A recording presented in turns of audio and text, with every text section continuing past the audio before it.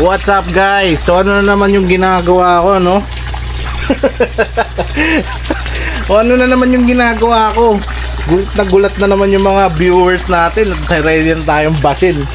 Ayan, so hulaan nyo guys kung ano yung ginagawa ko ha. Ayan, so mamaya ako na sasabihin. So update muna tayo sa mga isda natin.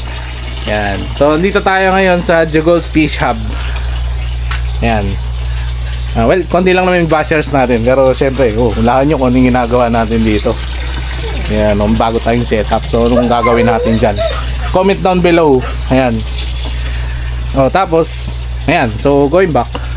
Ayan. So, ito yung mga setup natin guys. Yung nabagyo tayo. So, this is day 3 since nung araw na yun. Ayan. So, meron pa ako isang video na hindi na-re-release yung sa Daphnia. So, yung binili kong Daphnia, nilagay ko dun sa green water dun. Tapos sa labas. Yung iba, pinakain ko na. Galing yon kay Gapi Beta. So, yun. Gapi Beta, hindi ko pa napopost yung ano mo. Yung endorsement ko sa'yo.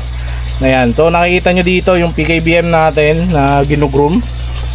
Tapos, Yamabuki. And ito, Dark Choco Males. Ayan, puro male to guys. Itong dalawa. Tapos, ito naman sa mga anak-anakan. Ngayon guys, ayan, sadly to say, mukhang hindi mag-hatch ang ating mga koridora na fry, yung mga eggs, kasi ano, mukhang hindi sila well fertilized or hindi naman sila nag-fungus, pero yung iba kasi nililipad na lang eh.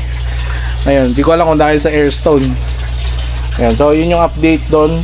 Then sa mga isda natin, well, ganun pa rin naman, katulad ng isang araw. So kumain na sila simula kahapon, spirulina at saka chubifex, dried chubby rin. Yun, so may content tayo about dun sa maraming dried chubby. Dapat lalabas yan mamaya. So ito palang content na to, lalabas to Monday na. Ayan.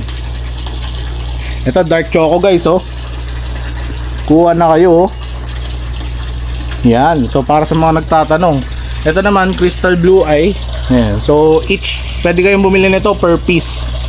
Ayun, so kung nag-inquire kayo, sabihin nyo kaagad per piece yung kailangan nyo. Ito pala yung crystal, sorry. Yung pala yung half lang, yung isang mata o ano, tuldok lang. Pero ito yung mga high quality natin. Yan, so, crystal blue, tsaka crystal, glitter eye, yung mga tawag dyan. PM lang kayo pag kailangan nyo.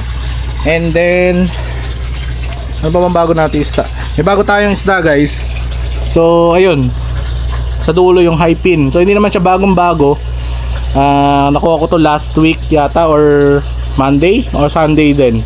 Ayan, so yung high pin na firecracker. Ayan, firecracker pala pag high pin. Ay, nasa likod.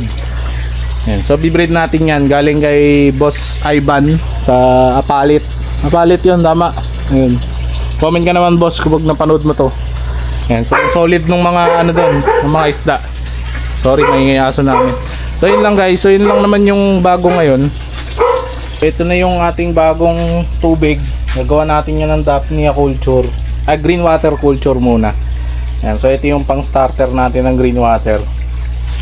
Yan, ito yung meron ng moina. So ito tatry natin gawin na green water gamit lang tong ilaw na yan. Yung same ilaw nito. Yan, same yan. Ingay kasi nung aso kanina, inulit ko tuloy. Ayan, tapos gusto ko sana lagyan ng airstone. Hindi katulad nung isang ngayon. Airstone ang gusto ko dito eh. Hindi pa dumarating yung airstone ko na maganda. Yung pabilog na ganun. Ayan. So ganyan muna tayo. Update ko kayo. Ito naman guys yung sa labas. So yung mga balisenarya ko sa labas, yung maliliit, nirepat ko. Ayan. So ito pa, yun pa. Yun, hindi ko alam kung mabubuhay yun kasi tinanggalan ko ng aqua soil. So ito naman, meron to nung clay na pebbles. Ang nakalimutan ko tawag dito eh. Ayan, yung mga ganyan mga bilog-bilog. Ayan. So ito yung ginamit ko na substrate. Sa ilalim niyan merong clay pebbles. Kaya kapag inangat, sa ilalim nito may aqua soil. Tapos sa taas yung clay pebbles. Nakalimutan ko tawag eh. Ayan. Ganyan siya. Tingnan natin kung mabubuhay dito. Tsaka natin sila lilipat sa mga tabs after nun. So yun lang guys. Yun lang na may update natin ngayong linggo. So Monday nyo mapapanood to. Keep safe everyone. Yun lang. Don't forget to like and subscribe.